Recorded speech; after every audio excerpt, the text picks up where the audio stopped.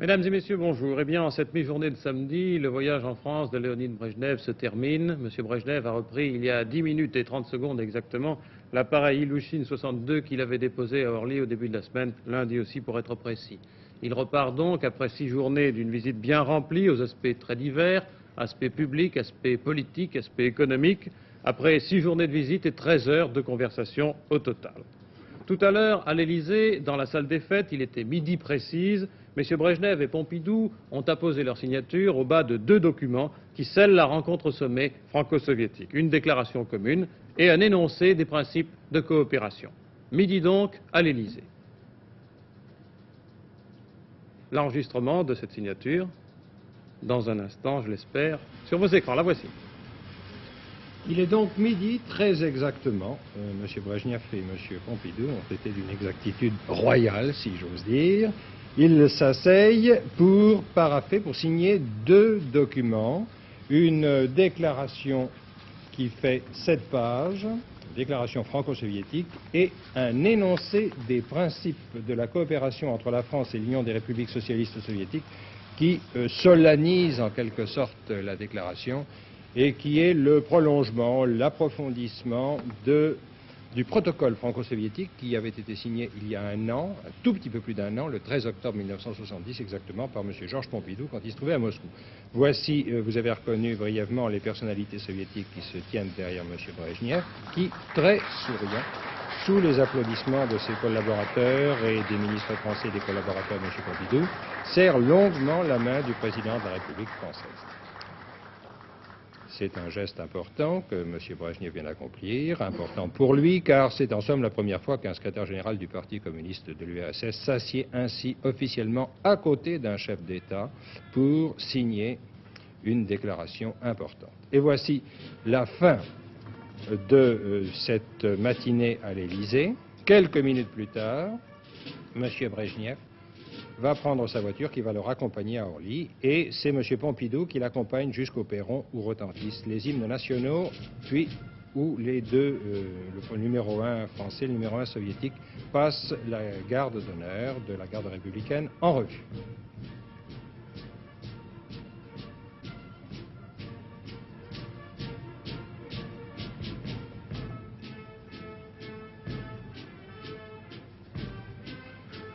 C'est M. Chaban-Delmas, Premier ministre, qui a assisté à la signature des 2 documents. Vous l'avez sans doute reconnu tout à l'heure. C'est M. Chaban-Delmas qui va raccompagner M. Léonid Brejnev jusqu'à Orly. Et c'est Mme Chaban-Delmas qui prendra place dans la 2e voiture aux côtés de Mme Brejnev.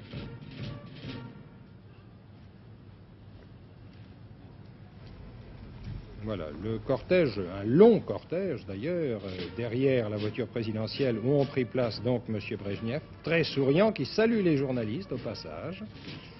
M. Brejnev et M. Chaban-Delmas, donc, derrière Mme Brejnev et Mme Chaban-Delmas. Et puis tout le cortège des déesses habituelles qui ont, comme vous l'avez dit tout à l'heure, Jean Lanzy, gagné Orly, d'où l'Ilyushin 62 est reparti. Il est reparti Pour Berlin. Pour Berlin-Est. Il n'est pas parti pour Moscou, il est parti pour Berlin. Je crois que c'est important et que ça répond à une phrase de cette déclaration que M. Brejnev et M. Pompidou viennent de signer, disant que la France et l'URSS, M. Pompidou et M. Brejnev, attachent une importance toute particulière à la question de la sécurité européenne. Alors, qui dit sécurité européenne dit Allemagne, qui dit Allemagne dit Berlin. M. Brejnev va tout de suite, si j'ose dire, au nœud de l'action, au centre de l'action, il va à Berlin. Que va-t-il faire à Berlin? Eh bien, il va certainement dire, avant même de dire à ses pairs du bureau politique du Parti communiste de l'URSS à Moscou, il va dire aux dirigeants est-allemands les conclusions qu'il a tirées de ses entretiens avec M. Pompidou, et il va leur dire quoi?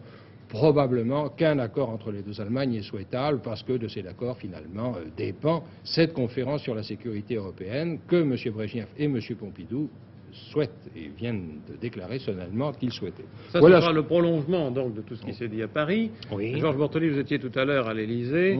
Des 2 documents signés aujourd'hui, car nous ne reviendrons pas sur celui de mercredi, sur l'accord économique à long terme portant sur 10 années dont nous avons déjà parlé. Oui, vous avez raison, il y a 3 documents. Il y a celui de mercredi et les 2 d'aujourd'hui. Alors sur les 2 d'aujourd'hui, cette déclaration et ce préambule en quelque sorte, que peut-on dire? Alors, la déclaration, c'est la déclaration d'atmosphère. Elle dit notamment, c'est sa dernière phrase, cette visite donnera de nouvelles dimensions à l'entente et à la coopération franco-soviétique placée au service de la paix. Et puis, c'est une déclaration qui a 7 pages, je vous l'ai dit. Elle est donc détaillée. Elle envisage tous les aspects des relations bilatérales, y compris les relations économiques, techniques, culturelles, et la coopération politique, et l'action sur la scène internationale de la France et de l'URSS. Et c'est plus particulièrement cette action commune dans le domaine de la politique internationale de la France et de l'URSS qui est reprise et en quelque sorte solennisée par le fameux énoncé des principes. Un énoncé qui dit que les consultations politiques entre les deux gouvernements seront développées aussi bien par les canaux diplomatiques habituels, c'est-à-dire par les ambassadeurs bien sûr, que par des rencontres spéciales de leurs représentants sur la base du protocole franco-soviétique du 13 octobre 1970. Autrement dit, M. Gromyko et M. Schuman, le ministre français des Affaires étrangères, le ministre soviétique des Affaires étrangères, vont se rencontrer. On n'a pas fixé un calendrier de rencontres, mais ils vont se rencontrer de façon périodique. Si vous voulez, c'est donc bien la suite du protocole de l'année dernière qui avait prévu de semblables rencontres et de semblables consultations. Ces consultations, sans être vraiment institutionnalisées, sont quand même plus marquées, elles seront plus suivies, elles seront plus fréquentes, elles se feront à différents étages, depuis les ministres jusqu'à leurs collaborateurs. On pourrait dire un renforcement de la coopération franco-soviétique à différents niveaux. Certainement. Et puis alors, il y a autre chose, c'est l'énoncé des principes, proprement dit. Ça, les Français y tenaient beaucoup, sur lesquels doit reposer, sur lesquels reposera cette collaboration franco-soviétique. Il y en a 5. L'inviolabilité des frontières actuelles, c'est important, et c'est important notamment pour l'Europe, bien sûr, et pas seulement pour l'Europe. La non-ingérence dans les affaires intérieures, charbonner et mettre chez soi, ce n'est pas parce qu'on coopère que l'on se mêle des affaires des autres, et cela est vrai pour beaucoup de pays et dans beaucoup de circonstances. L'égalité entre ceux qui coopèrent, l'indépendance et le non-recours à la force ou à la menace. Voilà les 5 grands principes qui sous-tendent la coopération franco-soviétique, et c'est, je crois, la conclusion qu'on peut donner à cette visite. C'est cette visite importante, bien entendu. Eh bien, Georges Bortoli retourne maintenant à l'Élysée, où le porte-parole de l'Élysée, côté relations avec la presse, est en train de donner une conférence, et vous le retrouverez à 19h45 pour une analyse plus complète de ces déclarations, signées donc ce matin. Le quotidien, un menu frugal à vous proposer, mais un menu dont les prix n'augmenteront pas. Jambon, omelette nature, banane et chocolat pour le dessert. 4 produits qui ont vu leur prix ou leur marge bénéficiaire bloqué par le ministre des Finances. M. Giscard d'Estaing a trouvé en effet inadmissible et injustifié la hausse constatée au mois d'octobre sur ces produits. Les bananes sont le seul produit dont le prix est fixé à la vente, 2,20 francs le kilo, alors que pour les autres produits, c'est la marge bénéficiaire qui est imposée. 2,20 francs, c'est largement en dessous de tous les prix que nous avons constatés ce matin au marché. Les œufs, eux, ont augmenté de 30% en un an. Pour eux, le coefficient multiplicateur est fixé à 1,29, c'est-à-dire que le prix de vente au détail, taxes comprises, est obtenu en multipliant le prix d'achat par ce coefficient. Pour les œufs, une autre condition à respecter, la marge bénéficiaire ne doit pas dépasser 6 centimes pièce. Pour le jambon, ce coefficient va de 1,49 à 1,26 suivant les qualités. Pour le chocolat en tablette, il est de 1,19. C'est-à-dire qu'une tablette de chocolat achetée à 1 franc ne peut être vendue par le détaillant plus de 1 franc 19. Ce coefficient qui fixe la marge des commerçants leur évite aussi de supporter la hausse des prix à la production. Ces mesures ont été prises par le ministère des Finances car la hausse du coût de la vie enregistrée en septembre, 0,5%, a été due en grande partie à une augmentation des prix des produits alimentaires. Et le mouvement s'est accéléré en octobre. En commentant ces décisions, M. Valéry Giscard d'Estaing a dit hier soir: la hausse constatée sur certains produits alimentaires est injustifiée et inadmissible. Mais pour que ces mesures soient efficaces, il faut aussi que les commerçants soient informés. Or, ce matin, aucun d'entre eux n'avait encore été averti. Vous êtes le délégué des fruits et légumes du marché. Monsieur, depuis 25 ans, monsieur. Et est-ce que vous avez été prévenu que le prix des bananes est fixé à 2,20 francs? C'est vous le premier qui m'en avertissez, monsieur. Donc ce matin, quand vous êtes allé au hall central, les Non, bananes... tantôt. Hier Tantôt. soir, les bananes coûtaient? Les bananes coûtaient aux alentours d'un 1,75, 1,80, 1,90, dans les belles marchandises. Je parle des marchandises comme vous voyez sur ma table, bien entendu. Et je n'ai pas entendu d'aucune personne me faire part d'un changement de tarif dans les jours qui allaient suivre. Le ministère des Finances entend donc lancer un avertissement en bloquant les prix de ces produits, il faut un temps de réaction et de mise en place du contrôle. Et puis ici, il faut aussi que les détaillants soient informés. Supposons que cela ne prendra que 24 heures et qu'au début de la semaine, ces prix-là seront au moins respectés et donc la hausse des prix sera légèrement freinée par les décisions prises. Le temps pour ce long week-end de la Toussaint, brouillard ce matin, éclairci cet après-midi. Même chose demain pour la moitié nord du pays, avec dans le sud quelques orages isolés. Quant aux températures, elles vont être stationnaires, toujours entre 9 et 16 degrés dans la journée, mais il y a quelques gelées matinales. Circulation très dense hier soir au départ de Paris et aussi ce matin, et notamment ce matin à l'ouest de la capitale, Bois de Boulogne, région de Rocancourt, Porte et Pont de Saint-Cloud. Le blocage des voies pour le passage de M. Brejnev n'a pas arrangé les choses et c'est un concert d'avertisseurs protestataires qui a salué le passage de ce cortège vers 10 heures parce que les automobilistes ont beaucoup attendu. Il y a plus grave, on prévoit un bilan de 200 morts sur les routes pour ces 3 journées de détente. Et puis, avis à ceux des automobilistes qui s'en vont vers le nord, la route de l'essence est bloquée. Les pompistes ne sont plus à leur poste à Lille, Roubaix, Tourcoing et dans 83 communes du Nord depuis ce matin et pour 3 jours. Ils espèrent ainsi attirer l'attention sur, disent-ils, la concurrence déloyale des grandes surfaces. Actuellement, une dizaine de supermarchés de la région du Nord consentent des rabais de 12 centimes par litre d'essence ordinaire, alors que les marges bénéficiaires consenties aux détaillants sont de 6 à 7 centimes.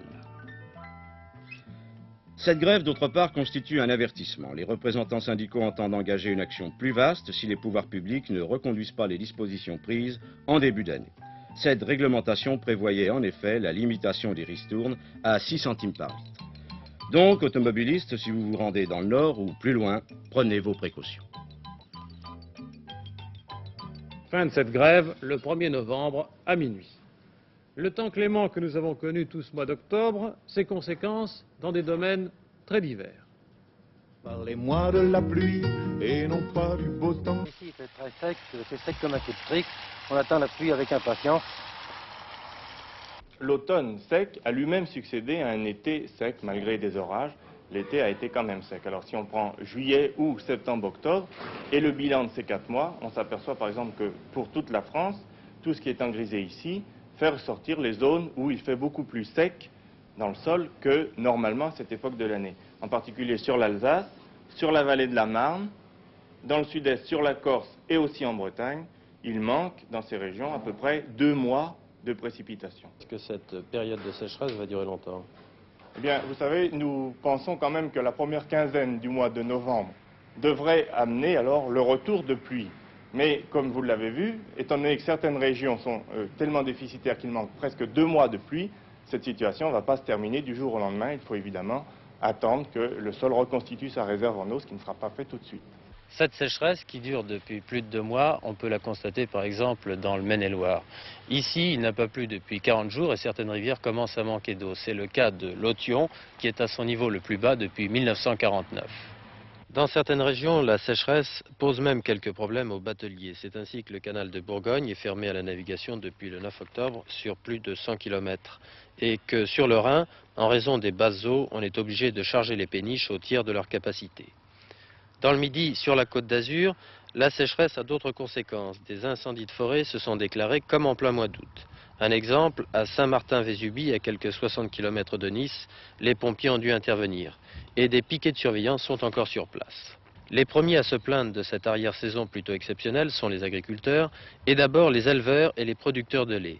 Ici, par exemple, les prés sont transformés en tapis brosse, l'herbe ne pousse plus, et pour nourrir les bêtes, il faut puiser dans les réserves. C'est vraiment grave, oui. Comme vous pouvez vous rendre compte, dans les prés, c'est très sec et je vais être obligé de prendre dans mes réserves d'hiver pour nourrir tous mes animaux. Et l'hiver prochain, je serai obligé d'ajouter du foin pour pouvoir faire ce qu'on appelle la soudure. Et ça, certainement, ça coûtera très cher dans ces moments. Nous n'avons plus d'eau du tout, les puits sont à sec ainsi que les réserves. Et je suis obligé en ce moment de prendre mon tracteur et mon chariot et rouler l'eau pour mes animaux. Et vous allez la chercher où? Je vais la chercher dans les environs, à une bouche d'incendie. Et c'est le district d'Angers qui a bien voulu accepter de me rendre. Et vous avez besoin de combien d'eau par Alors, une jour? vachetière lui faut autour de 80 litres d'eau par jour. Et vous en avez beaucoup? J'en ai 38, alors vous voyez, il en faut dans les 2500 à 2800 litres par jour. Et la production de lait, elle a baissé? La production de lait a baissé d'autour de 10% de l'année dernière, voyez-vous. En revanche, les viticulteurs sont plutôt satisfaits. Le raisin a besoin de soleil et cette année, le vin sera peu abondant mais très bon. Notamment le vin d'Alsace et dans la Loire-Atlantique, le muscadet. En Bourgogne et en Champagne, il se passe même un phénomène exceptionnel. Après les premières vendanges, les grappillons avec lesquels on fait d'ordinaire du vinaigre ou de la moutarde sont devenus de véritables grappes et on les vendange en ce moment pour en faire du vin. Il n'y a pas que dans les campagnes qu'on se plaint des rigueurs du soleil, il y a aussi tous les commerçants qui tirent leurs ressources du froid et du mauvais temps, sans parler des marchands de parapluies. Disons que les plus touchés sont le commerce du prêt-à-porter et le commerce de la chaussure, où pour le mois d'octobre, on observe une baisse des ventes de 20% par rapport à l'année passée. Comme il fait beau, c'est naturel, on attend le dernier moment pour acheter manteau maxi ou bottes fourrées. C'est un été qui se prolonge un peu trop à notre goût. Et je crois que de l'avis de tous les commerçants dans Paris, quel que soit le quartier, je crois que nous sommes tous touchés par ce temps, très beau temps. J'ai quelquefois honte de ne pas être ravi qu'il fasse beau. Mais c'est vraiment catastrophique pour vous? Pas catastrophique, non, disons qu'il y a une baisse à mon avis de 30%, très nette. Et d'habitude, le mois d'octobre est un bon mois? Le mois d'octobre est un excellent mois. Et puis évidemment c'est la rentrée des classes, c'est le début de saison, les femmes achètent des bottes, des trotteurs et ont tendance à vouloir se vêtir d'une façon correcte. Pour le moment, elles en sont encore à la toilette d'été. Elles portent encore des chaussures qui sont dégagées. On use les derrière, chaussures de vacances. On use les chaussures d'été et il est bien évident que c'est pas très indiqué pour nous. Et vous avez observé une chute une chute très sensible et je dois dire que tous nos concurrents sont dans la même situation. Alors quel temps faut-il pour vendre des chaussures? Eh bien pour vendre des chaussures, il nous faut la pluie, la neige, le froid. Enfin, bien entendu, il y a aussi les livreurs de charbon ou de mazout qui attendent le froid avec impatience. Pour eux aussi, il n'y a plus d'automne. La plupart des caves et des cuves de mazout sont encore vides, alors ils espèrent que l'hiver sera très froid et très long pour pouvoir compenser ce retard. Vous le voyez, le bonheur des uns fait aussi le malheur des autres, mais que cela ne vous empêche pas de passer un bon week-end sous le soleil si possible. Deux drames de ce week-end au chapitre des faits divers, deux violents incendies dans la nuit de vendredi à ce matin. L'un à Paris, dans une fabrique de meubles du 20e arrondissement, dégâts très importants, 50 appartements ont dû être évacués. L'autre à Elbeuf, dans une HLM, Elbeuf près de Rouen, où il y a 5 morts et 13 blessés. Enquête sur place, notre station de Rouen. C'est dans ce groupe de HLM comprenant 70 logements et construit à la sortie d'Elbeuf, voici 7 ans que s'est déroulé le drame cette nuit. Tout avait débuté par l'incendie d'une mobilette, incendie rapidement circonscrit. Quelques heures après, les pompiers étaient appelés à nouveau à intervenir. Cette fois, c'étaient plusieurs caves qui étaient la proie des flammes. 24 logements étaient environnés d'une épaisse fumée et plusieurs familles en danger de mort. 8 blessés, 5 morts, tel est le terrible bilan de ce sinistre contre lequel les pompiers d'Elbeuf, de Saint-Aubin-les-Elbeuf et Rouen ont dû lutter jusqu'à 6 heures du matin. L'enquête le déterminera, mais on n'est pas loin de penser sur place que le sinistre a des origines criminelles. Sur place, Marie-Roger Mayol a rencontré un témoin. La moitié de l'immeuble était en flammes en bas et vraiment c'était d'une violence inouïe. On aurait pu croire que c'était une main criminelle qui avait mis le feu parce que vraiment de la façon dont ça brûlait. Il y a plusieurs foyers. Il y a plusieurs foyers, c'est ça, oui. Est-ce que les pompiers sont rapidement intervenus? Les pompiers sont rapidement intervenus si vous voulez, mais vous savez, quand on n'a pas de matériel, on ne fait pas grand-chose. Alors, il faut déplorer le manque d'échelle, une échelle qu'il fallait bouger au moins 10 personnes, extrêmement lourde, qui allait à peine au 5e. Les pompiers montaient autour de cette échelle avec des mouchoirs sur leur figure. C'est quand même pas, en ce moment, avec la violence qu'il y avait, il aurait fallu des masques en grande quantité. Nous-mêmes, nous sommes montés avec quelques camarades. D'ailleurs, heureusement que nous étions là, sans vouloir le dire, mais il faut l'avouer. Nous avons sauvé beaucoup de personnes, car dans cet immeuble, c'est en particulier des personnes âgées. Nous en avons sauvé pas mal. Il y a une personne qui a monté au moins une quinzaine de fois. Moi, je suis monté au 4e là-haut, vous voyez, mais j'étais à moitié asphyxié, j'étais forcé de redescendre, je n'ai pas pu aller au 5e où c'est qu'il y avait les enfants. Dans le domaine social, l'événement principal de la semaine aura été l'annonce du plan de reconversion en Lorraine des usines Sidélor de Wendel. Je vous rappelle brièvement les éléments du dossier que nous avons ouvert au milieu de la semaine. La recherche d'une meilleure rentabilité guide les patrons, les dirigeants de Sidélor de Wendel. Les ouvriers protestent. Doivent-ils porter la responsabilité de la vétusté des installations? On leur offre bien sûr du travail, mais ailleurs, mais jusqu'à Fos-sur-Mer, sur la Méditerranée, où des usines rentables vont naître dans quelques mois. Alors, se pose un autre problème. Où va la Lorraine dans ces conditions si elle se vide d'une partie de sa substance, si sa sidérurgie déménage et si son économie subit une telle mutation aussi radicale? Michel Drancourt, qui est avec nous aujourd'hui, est commissaire à l'industrialisation de la Lorraine. Michel Drancourt, cela c'est votre problème. Comment va réagir la région? Oui, je voudrais d'abord quand même situer un petit peu le problème, parce que ce n'est pas la sidérurgie lorraine qui déménage, c'est une partie de la sidérurgie lorraine qui se modernise. Et il est certain que, quoi qu'il arrive, la sidérurgie lorraine restera un élément essentiel de l'activité économique de la région. À l'heure actuelle, elle représente 60% de la production d'acier français. Mettons qu'un jour, elle en représente 40%, mais elle sera là et elle sera moderne. Alors, le problème est en réalité de savoir comment l'économie lorraine va être entraînée, parce qu'indéniablement, la sidérurgie occupait une place dominante, avec le charbon d'ailleurs, dans cette partie-là de la Lorraine, c'est-à-dire la Lorraine du Nord. Et le fait qu'il y ait moins d'employés, moins de monde, va rendre nécessaire des activités nouvelles. On n'a pas attendu aujourd'hui d'ailleurs pour les installer. Citroën est à Metz depuis 2-3 ans, utilise à l'heure actuelle 2200 personnes. Et pour vous situer un peu la nature des problèmes, il y a quelques années, 5, des activités comme la sidérurgie, les charbonnages et le coton représentaient 60% de l'activité industrielle en Lorraine. À l'heure actuelle, eh bien, ces activités n'en représentent plus que 40 et ont été remplacées, par exemple, par la chimie qui a vu ses travailleurs augmenter de 48% en 5 ans, la mécanique de l'ordre de 27 à 28% et l'ameublement de 12%. Vous voyez donc qu'il y a une conversion en cours. Et je résume ça d'une image en disant que pendant très longtemps, les Lorrains étaient entraînés par une locomotive à vapeur. Eh bien maintenant, il faut qu'ils passent à la locomotive électrique. Mais je le répète, la sidérurgie reste. L'important, c'est d'avoir des activités diversifiées à côté. Cela, il faut le dire, inquiète l'ensemble du personnel utilisé par la sidérurgie. Et on l'a vu hier lors d'une manifestation avec les protestations des maires dans la région de Briey. On va le voir cet après-midi à Villerupt où une autre manifestation est prévue. Hier, ainsi, de 12 000 emplois de chez Wendel-Sidélor, une marche de Homécourt à Briey a eu lieu hier après-midi à l'appel de la CGT et de la CFDT. Cette manifestation était la première d'une série de mouvements de protestation. Dès cet après-midi, ouvriers et commerçants de Micheville tiennent un meeting devant l'usine. Le 6 novembre, le comité de coordination de la CGT organise à Longwy une manifestation régionale et unitaire. Des arrêts de travail sont prévus dans toutes les usines. Courant novembre, toujours à l'appel de la CGT, un grand rassemblement est prévu au siège de Wendel-Sidélor à Hayange. Enfin, la CFDT organise mardi prochain à Agondange une réunion extraordinaire avec à l'ordre du jour consultation de la base et étude des propositions de la CGT en vue des manifestations de masse de novembre. Voilà, de Nancy, Jacques Delalande vient de nous rendre compte de cette manifestation d'hier. Donc se pose le problème humain. L'ouvrier, vous nous disiez qu'il y a un changement de locomotive, mais comment va-t-il passer de la sidérurgie et de l'acier à la mécanique, à l'ameublement, à la chimie? Est-ce possible? Oui, c'est possible, parce que c'est possible, ça s'est déjà fait, et ça se fait en permanence.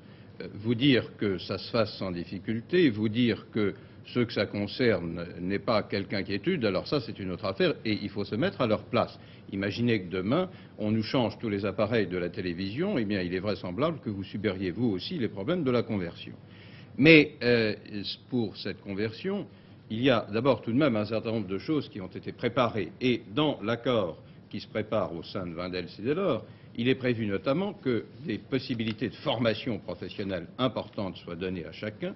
Il est également prévu, et c'est l'essentiel, qu'il n'y aura personne mis à la porte sans qu'on ait retrouvé une activité à lui proposer. Par conséquent, on ne va pas larguer du monde, on se préoccupe de favoriser le transfert d'un type d'activité à l'autre.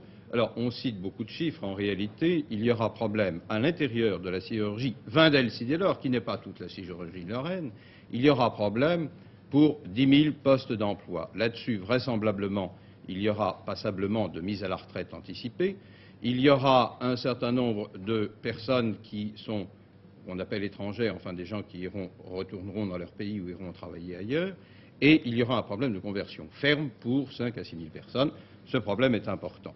Mais je vous dirais que ce problème, il me semble que nous sommes assez équipés pour y faire face. Ce qui peut être plus important, c'est l'orientation de la jeunesse. De père en fils, on était habitué à travailler dans la sidérurgie. Eh bien, il est certain maintenant, il faudra qu'en Lorraine, on s'habitue aussi à travailler ailleurs. Et pour cela, les pouvoirs publics avaient prévu le plan de reconversion professionnelle?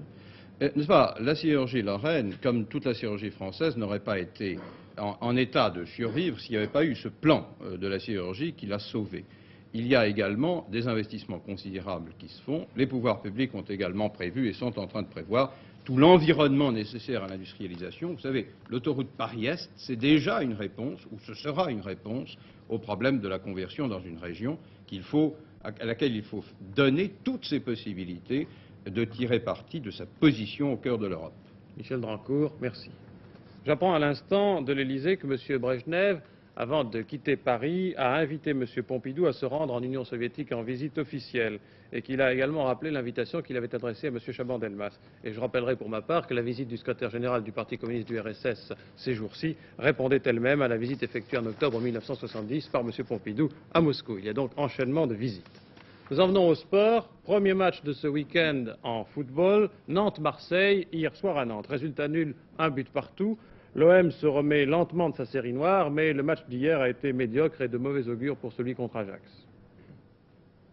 Choc vedette de la 13e journée du championnat. Hier soir au stade Marcel Sopin, le FCN recevait l'Olympique de Marseille. Les Nantais sont en gauche en maillot foncé et ils vont attaquer d'entrée de jeu, prenant les Marseillais de vitesse. Pendant la première demi-heure, Nantes va mener une succession d'actions dangereuses de Blanchet, Eo, Marcos et un très bon de Michel qui s'est montré très offensif hier soir. Mais le FCN n'arrivait pas à concrétiser sa pression autrement que par des corners. Corner que le gardien de Marseille, Carnus, a su toujours très bien contrôler, comme ici. 38e minute, coup franc contre Nantes, tiré par Magnusson, tête de Kweku. Skoblar en embuscade ne laisse aucune chance à Bertrand de Man. Revoici cette action au sol. 1-0 pour Marseille. Bertrand de Man qui devra d'ailleurs intervenir quelques instants plus tard sur une très jolie tête de Bonnet, qu'il réussira à détourner en corner. 1-0 à la mi-temps, il y avait 30 000 spectateurs dans les tribunes. Et les Nantais attaquaient la seconde période sur les chapeaux de roue. Carnus devait d'abord intervenir sur un coup franc de Michel, puis à la 53e minute, regardez, passe lumineuse de Eo à Blanchet, qui se débarrasse de la défense, dribble Carnus et marque dans le but vide, 1 but partout, but égalisateur parfaitement justifié pour les Nantais. Par la suite, Marseille ne pouvait qu'opérer par contre-attaque, Nantes s'assurant le quasi-monopole du ballon. À la 60e minute, Bosquier, victime d'une nouvelle entorse, était remplacé par le numéro 12 marseillais Leclerc. Cela n'arrangeait pas les affaires des champions de France qui concédaient en cette seconde mi-temps 9 corners sans en obtenir un seul. Les deux équipes pourtant se sont livrées à fond et ce score de 1 partout reflète une partie hachée et sans lyrisme. Sans doute Nantais et Marseillais avaient-ils en tête leur match européen de la semaine prochaine.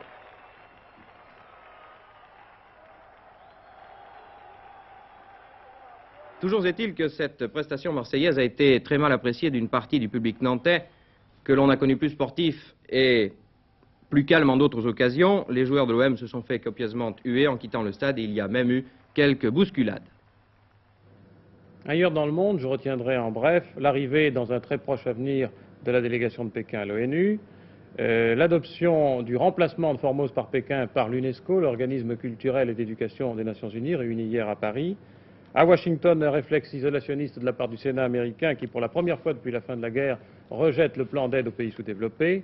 À Montréal, un conflit syndical autour du lockout du journal La Presse qui se termine très mal. 2 morts, 80 blessés, 60 arrestations après une manifestation. En Irlande du Nord, 7 postes douaniers entre les deux Irlandes ont explosé du fait d'attentats de l'armée républicaine irlandaise. En fait, à Lausanne, la conférence sur les tarifs aériens, la conférence de l'IATA a échoué. Les 25 représentants se sont séparés sans parvenir à un accord sur les tarifs aériens concernant l'Atlantique Nord. Un monde assez agité, n'est-ce pas? Que le vôtre soit plus calme pendant ce week-end.